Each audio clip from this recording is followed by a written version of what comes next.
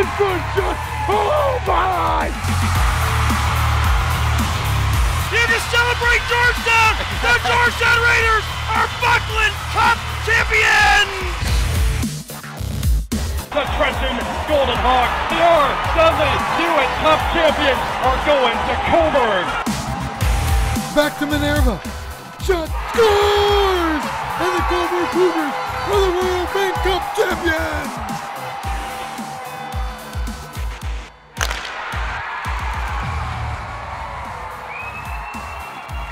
Oh, here we go. Overtime to decide this series. Game 7. Nothing like it. Seventh heaven. 3 of the 4 series in the OJ Conference semifinals went to a 7th and deciding game. We'll have all the action for you coming right up. Hey folks, Alex Bastiavansky here. This is the OJ Today, and we've got tons to cover this week. OJHL play-by-play man Alex Bloomfield will join me later on to break down all the second round series. But first, let's get to the highlights to show you what exactly happened. And through 4 games, the Georgetown Raiders looked like they were on the outs. The defending Buckland Cup champions had gone down 3 games to 1 to North York, and many figured the Rangers would deliver the knockout punch in Game 5. But to be the champs, you've got to beat the champs. And the Raiders showed they weren't going anywhere anytime soon. OJ highlights now, brought to you by Cool Sports, official apparel provider to the OJHL. So the Raiders in a deep hole, down 3-1 in the series, and Game 5 didn't start out well for them. Weird ricochet off the boards there, 2:06 in. Nick Campoli pounces 1-zip North York. 2:25 later though, another weird bounce. Jake Payet's point shot off the post, off Colby Muse's back and in. They'll take it. Tied up at 1 apiece. Second period, the Raiders pull ahead. Zach Dybowski to Jason Smith, and I love announcer Alan Corcom's call here. Smitty, bang, bang. G-Town in front, 2-1. Muse standout all series for the Rangers. That is a huge save as he robs Jordan Crocker to keep the deficit at 1. North York evens it. Graydon Gottschalk, too big, too strong. Roof Daddy. 2-2 hockey game heading into the third. With overtime looming, though, Austin Cho knocks it past Muse to give the Raiders the lead, the win, and a new lease on life as G-Town takes it 3-2. The series tally stood the same with Game 6 looming back in North York 2 days later. Okay, Aurora looking for the series sweep in Coburg. Pick it up in the second. Tigers leading 2-1. Cougars sloppy in their own end. Jake Bricknell makes him pay 3-1 Aurora. And then Jake goes for a skate in alone on Elliot Gert, a mere formality. Soft hands on Jake. Aurora cruising up 4-1. Coburg done, right? Not quite. The boys showing some heart just before the end of the period. Nice passing. Great backdoor feed for Ryan Castleman. 4-2 after 40. And then in the third, Cougars on the power play. Ryan Porter point shot. Money setting up the dramatic last minute of play. Cougars have got to hurry up. 27 seconds left in regulation. Porter up to Lowry. It stays in. McEachern to the front of the net. She scores! He scores! Connor McEachern ties it up! And that led to OT. Castleman will chase it behind the net. Knocked away, but McEachern out of the corner. Centers. It scores! Kudos to Coburg. They never threw in the towel in this one and kept the series going. They rallied to go back to Aurora. They take the game 5-4. Okay, Game 5. Coburg looking to keep the momentum going. They draw first blood. Carson Gallagher making it 1-zip for the Cougs right there. All Tigers from that point on, though. Joseph Mitzi floats one in from the point. In it goes. All tied up at 1 apiece at the break. Second period. Anthony Romano doing the heavy lifting here. Sweet backdoor pass for Tyler Davis. 2-1. Heading into the third, where the Tigers put this baby to bed. Rizvan Mansarov on the doorstep. He will put it home. Aurora stretches the lead to 2 goals, and then midway through the frame, Mansarov again. Following up on it there, Tigers in full control, up 4-1. 4 minutes later on the PP, Austin Eastman, the point shot that finds daylight. 5-1 Aurora. They were cruising. Mac Lowry, though, does provide us with one of the plays of the week. Dipsy Doodle Dandy. Short side on Jack Irvine, nice goal. Aurora, too much though. They knock off the defending national champs 4-1 to advance to the conference final. This had been one hell of a series so far. Game 5 between the Pats and Blades, 2-2 at this point. Oakville striking first. Matt Hayami makes it 1-0 for the visitors. Second period action now. Chris Elliott making the original stop here. Colton Kalizik knocks home the rebound. And there you go, 1-1 hockey game. Some gorgeous passing by Toronto here. Tic-tac-toe, and Max Rutledge with the finish. Patriots on top, 2-1. And then it looks like Elliott was partially screened on this one. Kalizik, he was a monster in the series. He snaps it home, 3-1. Third frame, Blades do get one back here, though, on the tip. Not enough on the day, though. Max Rutledge stopped by after and shared that he didn't think his squad had played anywhere near their best on the road in this series so far. We just got to play our game. We haven't been in their barn, and I think if we start playing our game, we'll actually be the better team. I find our team is really good on the rush, and I think the bigger ice will give us an advantage there. Okay, before the break, the Scotiabank Fan Favorite Award, Mac Jakubowski, Jackson Camp, Cal Walker, Jack Ricketts, and Justin Paul are 5 of the top vote getters so far. And the second 5, one change there. Alex Daig, new to the list from the Mississauga Chargers. Ryan Bazana, Tiger McDonald, Jonah Capriotti, and Mitch Mendonca of the Wellington Dukes. Voting closes soon, so get in there to ojhl.ca to cast your vote. OJ Trivia, who was recently named the OJHL Volunteer of the Year. First correct answer to our Morocco at the ojhl.ca wins an OJ prize pack.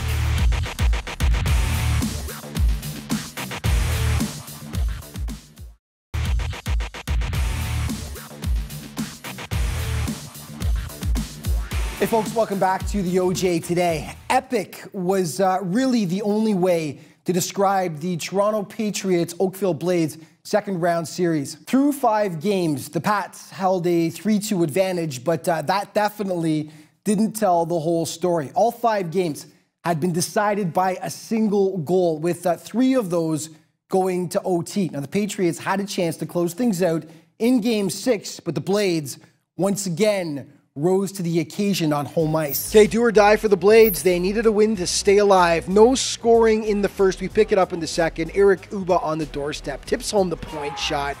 1-0 Oakville. Thanks to our good friends at JVI Media, by the way, for the fantastic footage. Pats hit back, though. What a play by Nicholas Favaro here. Great solo effort. Draws all the attention. Then the nice little backhander there for Dante Spagnuolo. That ties it up at 1 apiece. The final 20 now. Would it be the final period for the Blades this season? The Pats do take the lead. Colton Kalizik wrists it past Chris Elliott to make it 2-1 for Toronto. But as they did all series, back and forth they go. Uba to Spencer Kirsten out front. Past Tyler Fassel right there. 2-2 game until the final minute of play. Take it away, Anthony Regan with the call. Here he comes once again, Maya and Graham. Graham's got the puck. What can he do with it? Graham takes a look in front. Scores! There it is, baby! With 54 seconds to go, Oakville takes the lead, 3-2. The Blades force Game 7. No shock considering how tight the games were in this series. Okay, Game 7, 2 days later. Unfortunately for Oakville, though, the Patriots offense finally breaks out in a big way. Midway through the first, Kalizik, Roof Daddy, 1-0 Tirana. 45 seconds later, nobody boxes out Oliver Benwell. He burns his former team. Makes it 2-0 Pats at the break. They kept it coming in the second. Jackson Alexiev rips it home. 3-0 for the home squad. Blades trying to mount a comeback. Mac Graham gets in tight, deflects it past Tyler Fassel.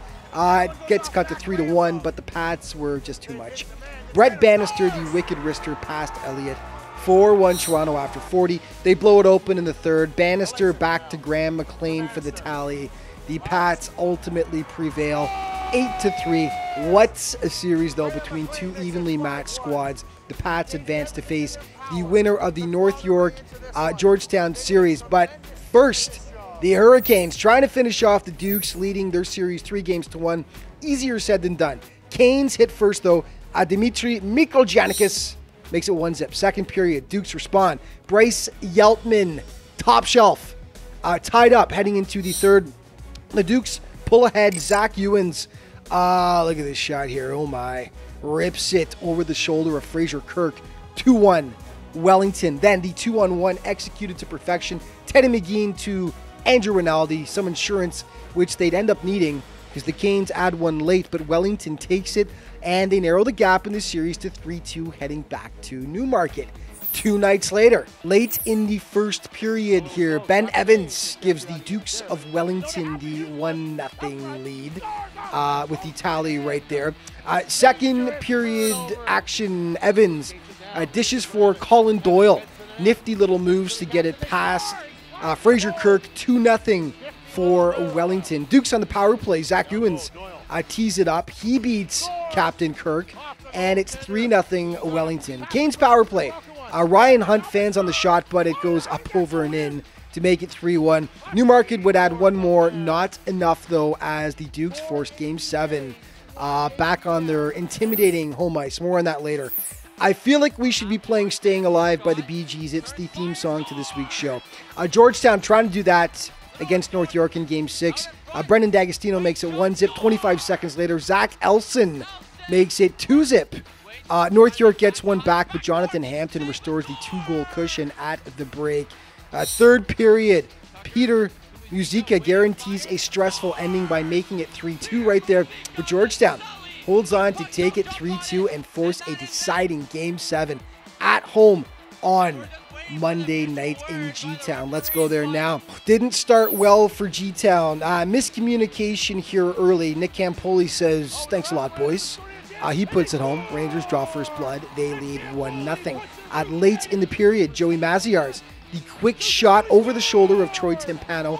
2-0 Rangers at the break. Second frame, the Raiders looked done and dusted. Lick the Shuck makes it 3-0 North York, but hold on. Jordan Crocker, sweet little tip right there to get the Raiders on the board. It was 3-1, and then Bailey Malella tipping home the Jake Payette point shot. 3-2 after 40 minutes, leading to desperate moments in the third for G-Town. Over to Elson. He shoots. He scores! Zach Elson puts it in! And with 1:36 remaining, we are tied at 3. Oh my heavens! Unreal, leading to the overtime dramatics. Jason Smith busting. Here goes Jason Smith coming to the net. Makes a custom move. He shoots. There's a rebound. They score! Justin Ball scores and sends the Raiders to the Southwest Conference Final. Just in time. Justin Ball. The Raiders win. The Raiders win. Bring on the Patriots. Heartbreaking stuff for North York. Georgetown rallies back from a 3-1 series deficit and after being down 3-0 in Game 7. Raiders head coach Greg Walters was proud of how his guys just never quit. You know, obviously getting down and being able to come back like we did in the series, and then especially in Game 7. I mean, it's all those kids in that room, and you know, the 7 guys that won with us last year, you know, led the way, and everyone, all the new guys followed their suit, and they wouldn't be denied. And like I said, I'm just so proud of them. Quick alumni update for you. Dylan Secura, formerly of the Tigers, signs a 2-year deal with the Blackhawks, and Evan Butenhaus named NCAA Division III All-American, and he signs a tryout contract with the Marlies. OJ commitments, Noah Jordan heading to Miami of Ohio, Liam Robertson to the Union Dutchman. Bradley Van Schubert will be an RMC Paladin starting next season.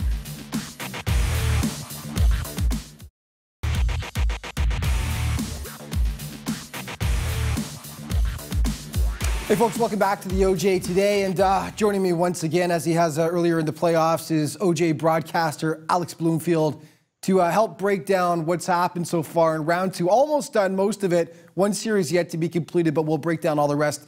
Alex, welcome back, buddy. Hey, it's good to be here as always. Awesome. Now that your Panthers are gone, they put up a heck of a fight in round 1. You got a bit more time. You've been watching some of the games.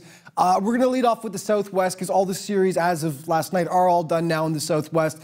Let's start off with the Patriots and the Blades. I called it an epic series. I don't really think there's any way else to describe that. I mean, I'm sure there were a few superlatives, but the epic is a pretty good description. Just talk about that. It was incredible, wasn't it? Yes, it was. I think both these teams on their home ice, especially, we saw crowds we hadn't seen before in some of these rinks. Oakville, of course, obviously a great, solid fan base there, but good for the Patriots on their end as well, filling their barn up for the later games in that series. And yeah, it was in the end, it was the powerhouse that came out on top. But those Oakville Blades, they gave it quite a fight. A couple of solid special teams in terms of the power play for both these teams. It seemed like every time they went on the power play, it was in the back of the net. So yeah, good on Oakville for giving up a fight, but the Toronto Patriots just too powerful all around to not get out of the second round. Every game decided by one goal, and there were several overtime games there as well, except for the final game, where Game 7, where the Pats, unfortunately for the Blades, finally exploded for 8 goals. Interesting stat, though. Petrucci, the 50-goal man, the leading scorer in the OJHL this year, held to only a point per game. Now, I say only a point per game because in the regular season he was at almost 2 points per game. But we see the depth of their offense. The other guys stepping up, Kalizic, Spagnuolo, leading the way for them offensively, points-wise. Just shows the depth it has, the Pats have, doesn't it?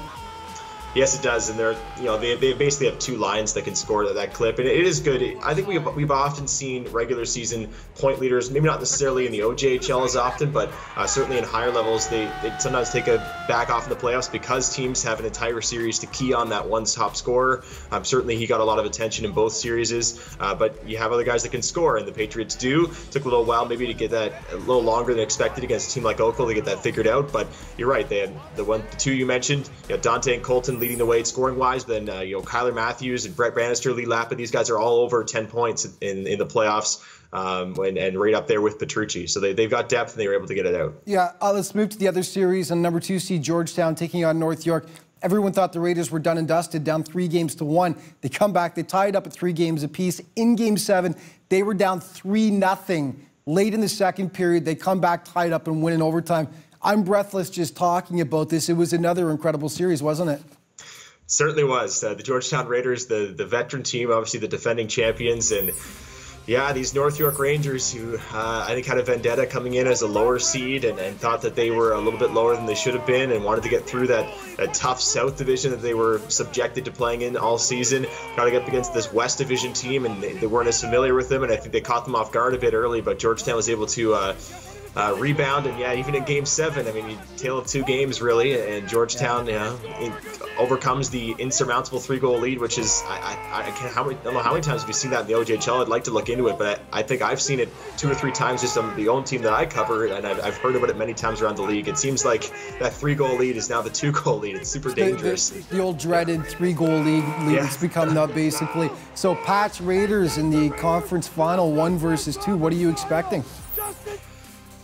I am expecting the Patriots to come out on top. However, this is going to be at least a 6-game series. I think it could go 7 as well. The Georgetown Raiders, obviously on their home ice, very tough team to beat. And they do have some veteran pieces there, but they lost a significant amount. And the Patriots are through and through the deepest team in the OJHL. They have a goaltender that's just as solid as anyone else's. Georgetown, actually goaltending for them is interesting because they have had to pull Timpano a couple times. They've used Torsia, but yeah, it is interesting. They pulled that tandem together a little bit later. Tyler Fassel there for the Patriots has been solid all the way through. He was untested basically in round 1, so a little bit more energy in the tank.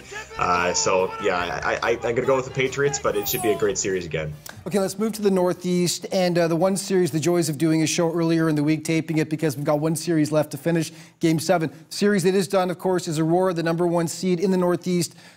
Taking down Cobourg. Cobourg showed very well in round 1. They took out the Kingston V's in just 5 games, but they go down in 5 games to Aurora. Were you a little surprised that they didn't take more than just a single game from the Tigers?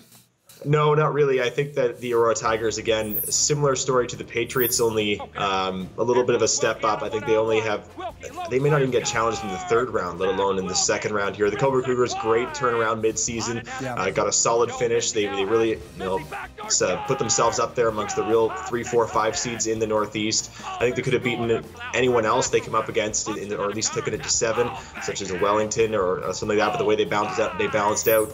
In the 2nd round, they came against the Tigers. Just a better team all around. I'm sure there were a couple of close games. That's just the playoffs. I think the Aurora Tigers were the better team through and through in this series. Just simple as that. The man leading the Tigers, Jake Bricknell, finished second in the OJ scoring race by a single point to the 50-goal man, Andrew Petrucci from the Patriots. Leading the Cats once again. Absolutely lights out in the playoffs. Check my stats here. 18 points in 11 games so far for Jake.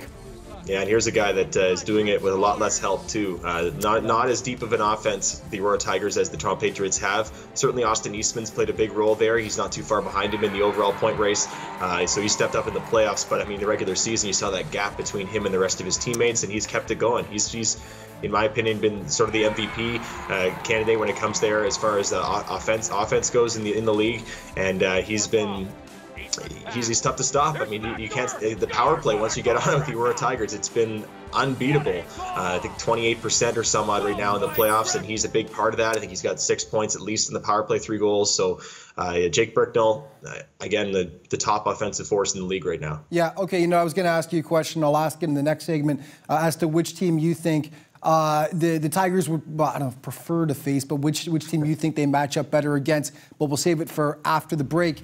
Alex, stick with us. More OJ Today coming up in just a moment.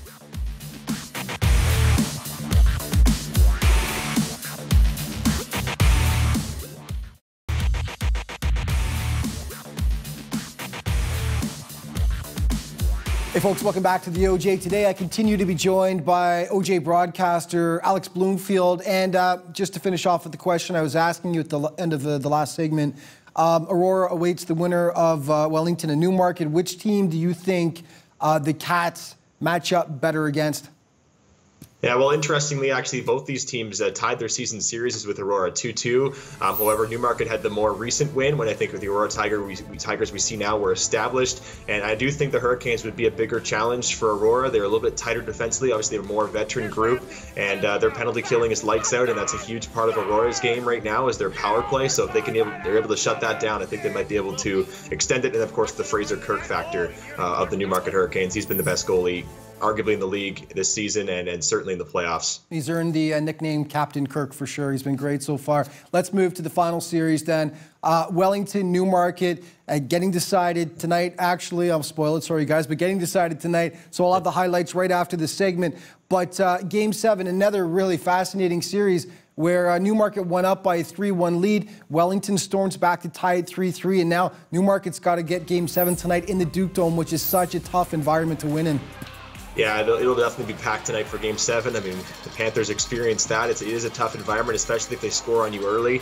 So they got to come out and get the first goal. That's a pretty important one. And luckily, they do have Fraser Kirk back in the pipes there to hold down the fort. But we shall see. The Hurricanes, I think if any team can win on the road in Wellington, it is them. And that's that solid group all the way through. In this series, the Wellington Dukes, I think a lot of people actually, just after that Game 7, just debriefing with what the Dukes would do in the second round when the Panthers went out. I think we all thought they might come out a little slow in the next series. They shot themselves in the foot with a couple of suspensions. Obviously, Jonah Capriati missing the first 2 games of this series as a result of suspension from the Panthers series. And that's a huge loss to lose your starting goaltender. Tyler Richardson did his best to fill in, but it just wasn't the same team for those first 2 games. And they're already in that 2-0 hole, and they worked it back. Oh, he got bombed in Game 2, which was a complete anomaly in the series. They lost 8-1 in Newmarket, which nobody saw coming. But aside from that, every single game in the series so far has been decided by a single goal. Yeah, tight checking series overall.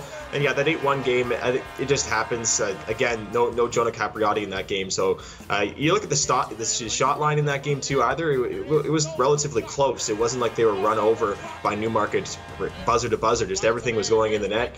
That happens sometimes, and they were able to bounce back from it. That's good coaching, I think, by John Druce as well there to turn his team around after going down 2-0 in an 8-1 game too. That's impressive to be able to rally your troops and get them back into a 3-3 series. Right, we got about 40 seconds here. Wellington, of course, one of the youngest teams in the league, and they've prided themselves on that all year, doing as well as they've done with such a young squad. But going into Game 7, is that a detriment in your opinion? Would you rather be the team that's got more experience, more veteran leadership, or would you want it to be the young guys who are just letting it all hang out and don't really know what fear is? I think it is a slight detriment. However, I wouldn't say Wellington is a through-and-through young team. They do have that veteran core there. They have at least 4 guys that have played in a couple Game 7s now. I mean, as recently as the round before, led by Colin Doyle, of course, who's a great captain. I think one of the best captains out there in the OJ. Really, they really center around him. So I think they have the leadership to be able to match up with Newmarket here. But you're right, just older guys, calmer nerves. If Wellington could capitalize on the home fans behind them, they can take it, but if Newmarket comes out and shuts them down early, I think this one's over. We're going to see what happens now. Then, Alex, thanks so much for joining us, buddy, and we'll see you later on in the playoffs. All right, see you then. Okay, here we go. Game 7 for all the marbles at the Duke Dome in Wellington. No scoring in the first. Owen Ramsey breaks the ice in the second, and that made it 1-0 for the Hurricanes. The Dukes hit back, though. Teddy McGean picking his spot over the shoulder of Fraser Kirk. All tied up at 1 apiece, and then Colin Doyle on the doorstep. He cleans up the garbage. Wellington led 2-1 until less than a second remained in the game. Evans trying to tie up Trotman. Send it in front of the goal. They score! They score with 0.6 seconds on the clock. The Hurricanes win the face-off in front of the net. Yeah, high drama. Overtime didn't last long, though. Martin trying to race up ahead on the right wing side, into the middle for Doyle. Doyle with a shot, scores! 19 seconds, the captain ends the series. Colin Doyle, second of the game, and the Dukes are headed to round 3. The Dukes of Wellington advance after a huge comeback, erasing a 3-1 series deficit against Newmarket. So here's what's going down. Northeast, number 1 seed against number 2. The Dukes and the Tigers season series was tied 2-2. And in the Southwest, it's going to be another number 1 versus number 2. The Pats against the Raiders. That season series was also tied. They're going to be a couple of dandies, that's for sure. Top 5 for this week brought to you by Chaos Hats, the official hat provider to the Ontario Junior Hockey League. Number 5, Wellington's Zach Ewens ripping it over the shoulder of Fraser Kirk in the Dukes Game 5 win over Newmarket to keep that series going. Number 4, Nicholas Favaro. What a solo effort here as he does all the heavy lifting before dishing off. Nice little backhand pass for Dante Spagnuolo. And number 3, Coburg, gorgeous tic-tac-toe passing against Aurora in Game 4. Ryan Castleman, the finish. Number 2, another Cougar, Mac Lowry. Sweet moves against the Tigers there before going top shelf in a losing cause in Game 5. And number 1, Colby Muse of the Rangers, standing on his head in Georgetown. Absolute robbery on Jordan Crocker there as he gets down and dirty to make the stop. Fantastic save by Colby, and that is our Chaos Play of the Week. And we've got to run all out of time for this week, but just remember to keep up to date with the OJHL playoffs as they advance, all the news, stats, and up-to-date scores. You can always head to ojhl.ca. And of course, you've got all your social media options to check out as well. Thank you so much for tuning in, folks. We'll see you next week.